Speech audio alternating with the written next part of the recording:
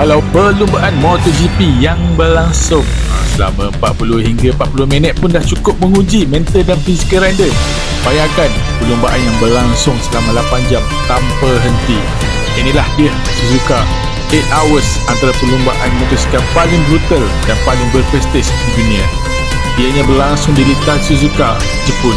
Perlumbaan ini bukan sekadar tentang siapa yang paling laju, tetapi siapa yang paling mampu bertahan hingga ke garisan penamat.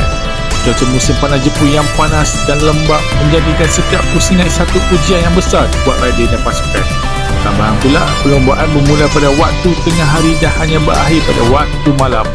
Ini bermakna rider perlu menyesuaikan diri dalam pelbagai perubahan keadaan lintas, daripada panas terik hingga suasana yang semakin gelap apabila malam menjelma.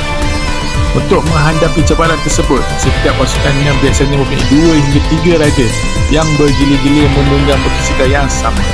Kebiasaan rider akan berada di atas lita hampir sejam sebelum masuk ke pit untuk mengisi minyak, menukar tayar dan bertukar rider.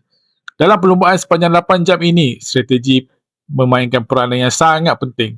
Silap membuat keputusan walaupun hanya beberapa saat boleh menyebabkan peluang kemenangan terlepas begitu saja.